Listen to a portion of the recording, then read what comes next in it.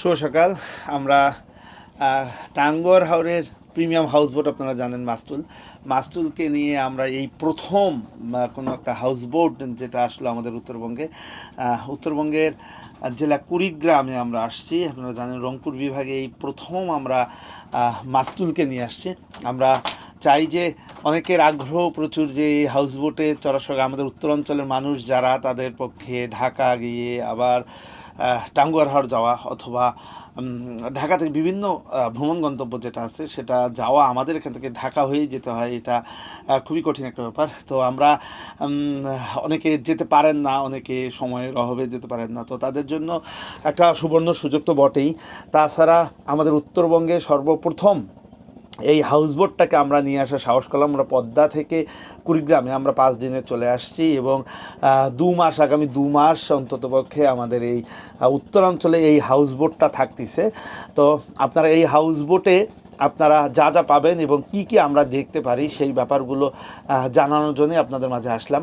সেটা হলো যে আমরা জানি 16 নদ নদীর জেলা কুড়িগ্রাম। এখানে এসে আমাদের উত্তরবঙ্গে আমাদের অনেকগুলো নদী এসে এখানে মিট করছে। হিমালয় থেকে আসা নদী 16টা নদী এসে এই কুড়িগ্রামে মিট করছে। তার মধ্যে আপনারা জানেন যে ব্রহ্মপুত্র মেইন রিভার, এবং এই মেইন নদে, এই ব্রহ্মপুত্র নদে এসে তিস্তা এসে মিলিত হয়েছে, দুধকুমার এসে মিলিত হয়েছে, ধল্লা এসে মিলিত হয়েছে, শঙ্কর শেষে মিলিত হয়েছে। এই যে মিলনের জায়গাগুলো সবগুলো কিন্তু গঙ্গাধর আসছে। তো এখানে এই মিলনের যে জায়গাগুলো, এই মিটিং পয়েন্টগুলো সবগুলো কিন্তু এখানে যে আমরা যেটা করতে পারি সেটা হলো যে এখানে প্রচুর, আমরা জানি যে উত্তরাঞ্চলে প্রচুর চর আছে। সবাই শুধু উত্তরাঞ্চল বলতে যে প্রভাবটি এসবের কথা বলে, কিন্তু আসলে এর যে সৌন্দর্য, এর যে রূপ, কারণ এত ছোট ছোট নদী হিমালয় থেকে নেমে আসা যে স্বচ্ছ জলের এই নদীগুলো সবগুলো এসে মিট করছে আমাদের কুড়িগ্রামে। তো এত সুন্দর একটা জায়গা, সে জায়গাটা পর্যটনে আমরা কোনোভাবে ইনক্লুডেড করতে পারিনি। আমরা এখন বোটটা রাখছি চিলমারি নৌবন্দরে।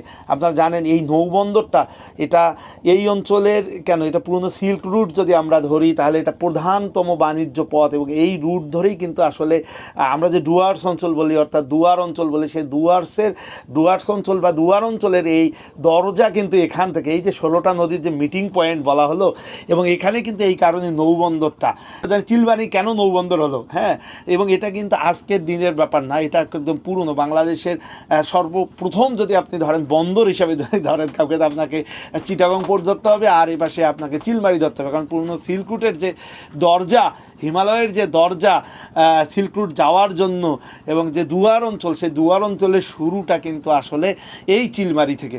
এবং সেই চিলমারি থেকে যেহেতু 16টা নদীর মিটিং পয়েন্ট এখানে, তাহলে 16টা নদীর আমরা কিন্তু মোহনা দেখতে পাচ্ছি এখানে, তাই না? তো এখন এই জায়গাগুলোতে এর মধ্যে আমরা দেখতে পাচ্ছি, আমরা রেকি করছি, রেকি করার পর আমরা দেখতে পাচ্ছি যে তিস্তার, আমরা এই হাউসবোট নিয়ে আমরা তিস্তার মোহনায় চলে যেতে পারি, আমরা ধরলার মোহনায় চলে যেতে পারতেছি, আমরা দুধকুমারের মোহনায় চলে যেতে পারতেছি, আমরা গঙ্গাধরের মোহনায় চলে যেতে পারতেছি, আমরা শঙ্কোষের মোহনায় চলে যেতে পারতেছি। তাহলে এবং এই যে যাত্রা পথটা আমাদের হবে, এই পথের মধ্যে আমরা কি দেখবো? আসলে এই পথের মধ্যে আমরা অনেক কিছু দেখতে পারবো।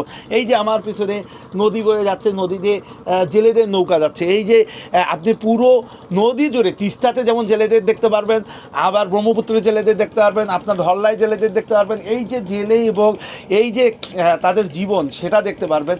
এবং চরের যে জীবন, আমরা আসার সময় আমরা অনেক কিছু পাইছি। আমরা বড় বড় মহিষের বাথান পাইছি, মহিষের বড় বড় বাথান, এবং একসঙ্গে 500-700 মহিষ যখন ধুলা উড়ায় যায়, আপনারা যখন গানগুলো শুনছেন যে ও মহিষাল রে, তো এই যে মহিষ নিয়ে যে এই যে গান বাজনা উত্তরাঞ্চলে ভাওয়াইয়া, প্রতিটা জিনিসকে আপনি যদি ফিল করতে চান, উপভোগ করতে চান, উত্তরবঙ্গের সৌন্দর্য যদি দেখতে চান, তাহলে অবশ্যই আপনাকে আসতে হবে কুড়িগ্রামে।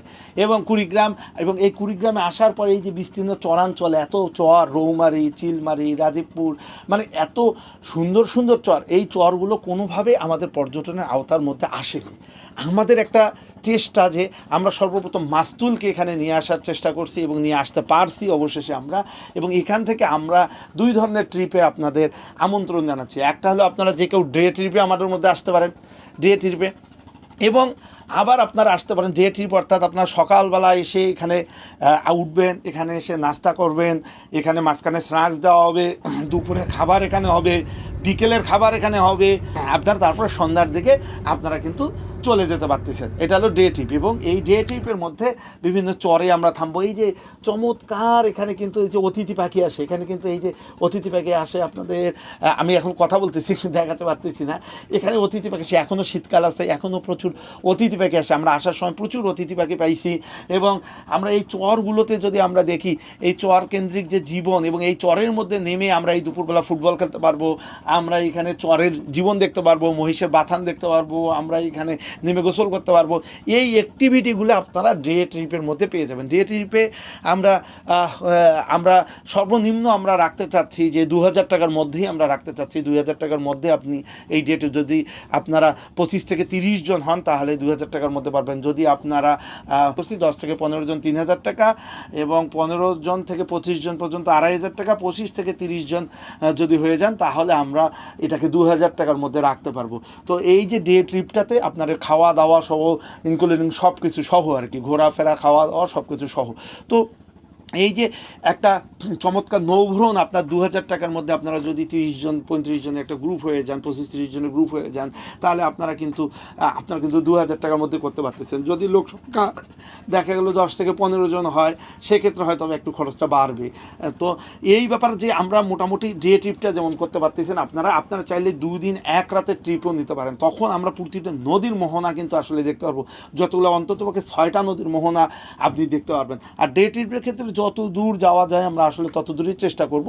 আর 6টা নদীর মোহনায় যদি আপনারা দেখতে চান তাহলে কিন্তু আপনার 2 দিন 1 রাতে ট্রিপ করতে পারবে। এবং আমরা তখন একদম আসাম যেই দিক দিয়ে ব্রহ্মপুত্র আসছে এবং সেই একদম মিটিং পয়েন্ট ওখানে আমরা পর্যন্ত যেতে পারবো, একদম ইন্ডিয়া বর্ডার পর্যন্ত আমরা কিন্তু এই নৌকা নিয়ে, এই হাউসবোট নিয়ে, এই মাস্তুলকে নিয়েই কিন্তু আমরা ওই জায়গা পর্যন্ত যেতে পারবো। এবং এই যে ওই জায়গাগুলোর সৌন্দর্য, প্রতিটা জায়গা আমার কাছে মনে হয় যে এই সৌন্দর্যটা একদম র বিউটি, যেটা বাংলাদেশে এখন পর্যন্ত কেউ ওভাবে পর্যটন হিসাবে আসেনি, বা পর্যটন হিসাবে এই সৌন্দর্যকে দেখার সুযোগ হয়নি। সেক্ষেত্রে আমরা চিন্তা করছি যে মাস্তুলকে নিয়ে এসে আমাদের প্রিমিয়াম গেস্ট যারা আছে বা যারা এই জাতীয় পর্যটন চান, নৌ পর্যটন চান, তাদের জন্য আমরা এই অফারটা আমরা আসলে নিয়ে আসছি। এবং আপনারা এখানে আসবেন এবং 2 দিন 1 রাতে ট্রিপও করতে পারেন, অথবা আপনার ডে ট্রিপও করতে পারেন। কিন্তু আপনারা আসেন, আপনারা উত্তরবঙ্গের নদীগুলোকে দেখেন।